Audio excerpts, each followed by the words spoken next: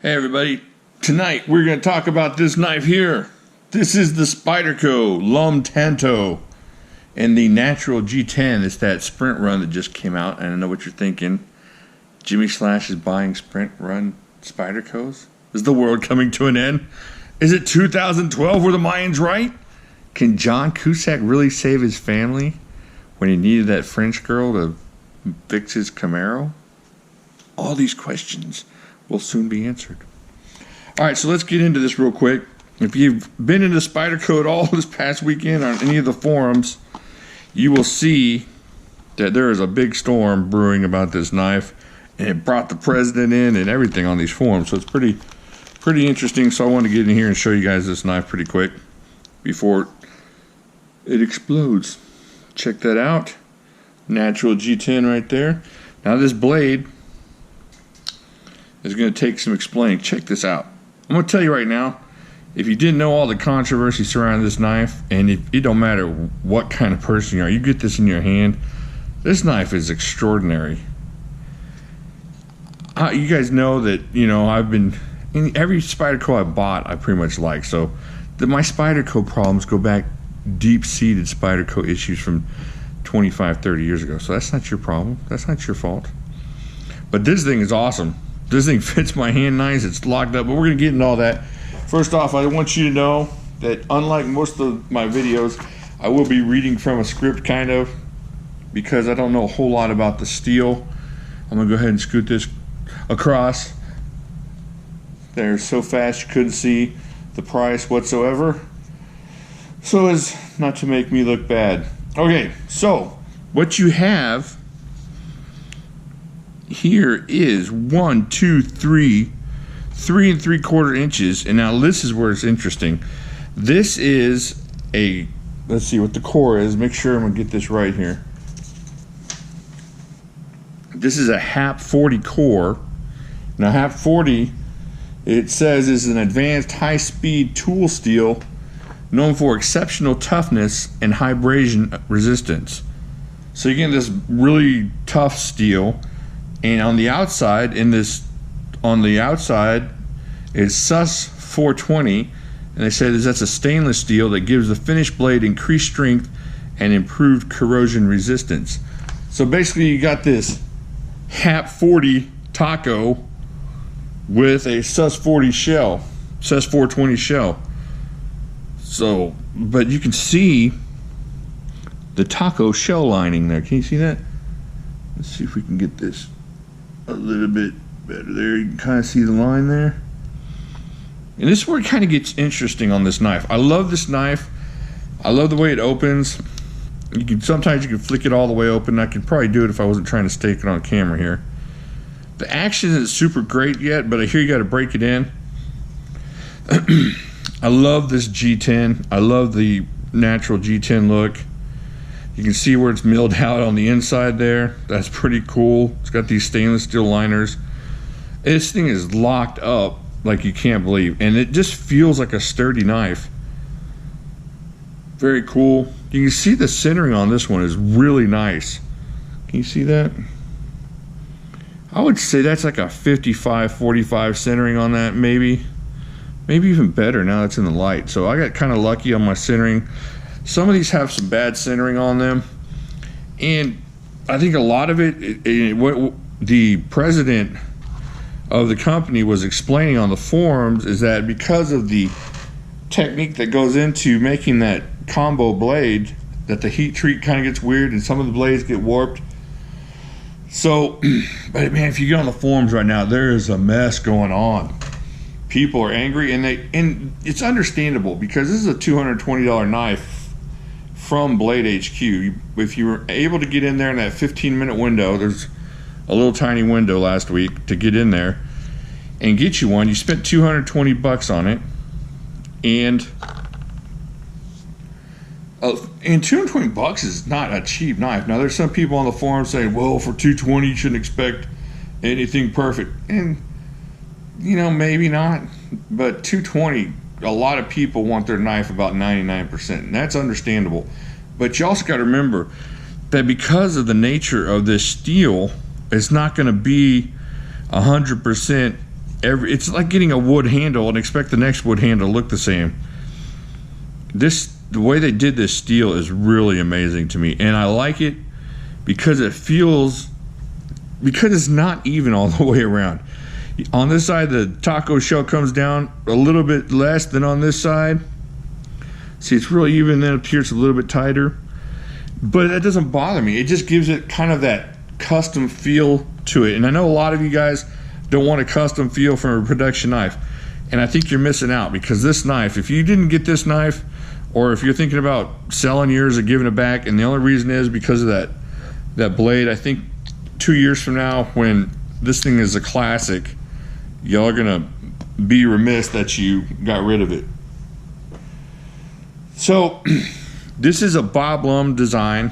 He's the one, according to this, he was the one that brought the custom Tanto blade to the Western knife circles. So he brought the Tanto blade this way from where it was popular, I guess, in the East, Asian influenced. Yeah. So there you go.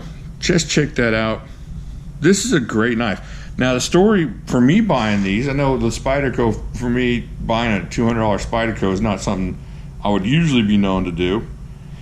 I bought it because I was thinking that some guys in the Facebook group were going to want one, and they, a lot of guys that are at work during that time of the day weren't going to have the opportunity to get one.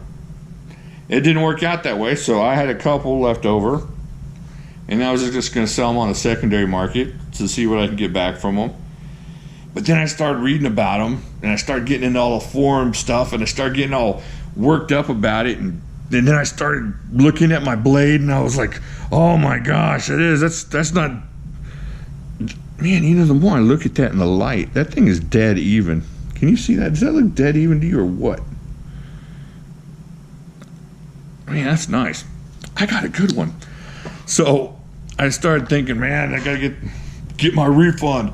I'm not gonna sell these, nobody's gonna buy them. I start getting all worked up. Then the president of the company got on, and he got upset back at the people that were upset at Spyderco.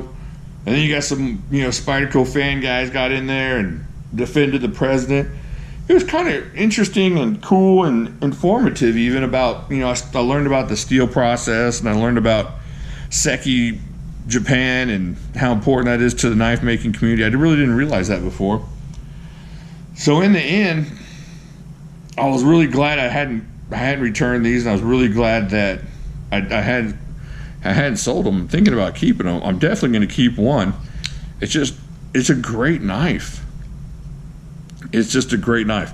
All right, let's keep going on in this thing. I'm just talking my head off here, but I'm really excited about this knife. Nice lanyard hole here. Now some people on their lanyard hole are having a kind of a shaky lanyard hole where you could hear it rock. I heard that a couple times on the forums, but I haven't had any issues. I've had zero issues at all with this knife. Maybe just the centering that I thought was off, but it is not. Man, that thing is close. I think if you have to eyeball it that much, it's probably not off. So you got open construction, got these really cool stainless standoffs here. Of course, that nice lanyard tube. Excellent, Spyderco clip here. It is going to be right hand tip up only on that. Now the action isn't super smooth. It's not going to be as super awesome as, say, my PM2, which, by the way, I carried today. Y'all will be proud of me. I'm going Spyderco a lot. This thing's awesome. Oh, man. I'm telling you what, this thing is great. I'm starting to become a Spyderco guy. Spyderco man. Spyderco man. But you can tell right there, it's really close to what the PM2 is on the handle. And what I'm just telling you, there's a different feel to this thing. This feels good. And this is definitely a fidget blade. You can fidget with this thing all day long. But this feels like he wants to do work. I don't know what it is about this blade, but this knife just feels, maybe it's a little heftier than the Paramilitary 2. Maybe that's it, I don't know. But you can tell right there the comparisons. The handle is very similar. This handle is super comfortable. That liner lock is just solid. I mean, you can tell the lockup on that thing, and this thing is solid. There's not a wiggle one on this thing at all. But the controversy keeps going on. You know, you're going to have both sides. I would say it's like 60% fanboy, 30% angry guy, and 10% I don't want anybody to punch me in the face, so I'm going to stay out of it and say nice things about both sides guy, which is kind of where I am. I'm not a huge fanboy, but I do love this knife. And I think that if yours isn't crunchy and rubbing and all messed up, and let's say you got a 70-30 split on that centering, you're going to regret getting rid of this thing. I mean, unless you're selling it, you know, for a profit or selling it for money or whatever, but I wouldn't return this thing. I think you're just going to regret it. If you're any kind of Spyderco fan, you're going to regret not having this thing in your collection. They're not, you know, as much guff as this guy's getting for having that HAP 40 sus, was it 420 combo, I can't imagine this coming back that cheaply. I think there's a couple other blades that may have like that. Was there a Delica that's out there like that? I looked up. But with all the mess that they're getting into, I just don't see it happening anytime soon. You may get some S90V or S110s or, you know, crew wares or whatever, but this combo blade has become a headache for them this time around. And I think they were trying to do something cool, and they kind of got bit in the rear by it. I mean, I just don't know. I wouldn't, if I was them, as much money as Spyderco makes on just their regular knives, I don't think I'd bring back something this headache inducing. So if you got one, I would think about holding on to it, because everybody's going to be returning theirs, and there's a line waiting for yours if you're going to return it. And if you like Spyderco, you just gotta love, man, you just gotta love this blade. I know, and I don't know if I should, but I like the way it's just uneven a little bit. You know? Check that out. I don't know, it's just cool. But I like the natural G10. Like I said, I like the feel. Let's weigh this thing before I get sidetracked by its beauty. Alright, let me check this out. Let me find my steel. Hey, you think my chair needs oil? You let me know. Maybe a little bit. I can't afford oil. I gotta buy knives. Alright, here we go. Let's turn this bad boy on. Let's see. 4.37 ounces. That is, you know, it's weird to say this, but that feels heavier than 4.37. This feels like a super hefty knife. Let's see what this one weighs. So let's say with the fro, we'll go 3.5. So let's say 3/4 an ounce more, 8/10, something like that. Oh, sorry guys. Sorry, my European friends. 125 grams. This feels a little bit heftier to me, but it's not, and it's just a great blade. I haven't used it, obviously. I might never use it. Man, but since I got two, I might use one and safe queen the other. All right, what do y'all think? Have y'all been in on that forum? Have y'all checked it out? What do you think? Whose side are you on? Are you a 60, a 30, or a 10? There's room in the 10s. We want to move up. We want to be 15s maybe. So check it out. Go to the forums. If you're going to, I would say probably in the next week, there's going to be a bunch returned on Blade HQ. I would hit that email me when they become available button if you're wanting one of these, and jump on that when it happens, because these things, all of them sold out. They don't know, nobody can really nail down how many there are. Some say 600, some say 1,200, some say 4. So nobody knows exactly how many they made of these. But I think after they're gone this week, you're going to have a hard time finding them at anywhere but on the secondary market. And the longer this thing goes on, and the more of the actual Spyderco fans that get their hands on these, I think the price is going to go up. And it's going to go up worse than it is right now. You can get them on the secondary market right now over on Blade forums. They're going for around 240, 245, I think, in that area. I think the people that get these that appreciate it, they're not going to want to get rid of them anytime soon. Especially as scarce as they're going to be pretty quick. Okay, let me know what you think down here. Do you like that blade shape? Man, I like that blade shape a lot. It's hard to beat that nice upswept Tanto looking thing. That's awesome. And you get this in your hand, like I said, it just wants to slice up some boxes or stab through some car doors or something awesome. And if you get one, you can get a good one. If you get one that's centered, and let's say it's not grinding and stuff, I wouldn't worry about the edges. I wouldn't worry about how even that HAP 40 is centered inside that.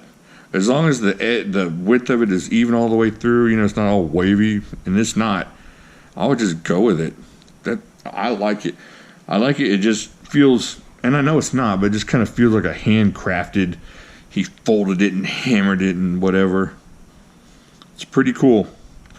All right, I said nice things about Spyderco. I think I need some more praise or applause or something for that. Let me know what you think down there, and I will talk to y'all later.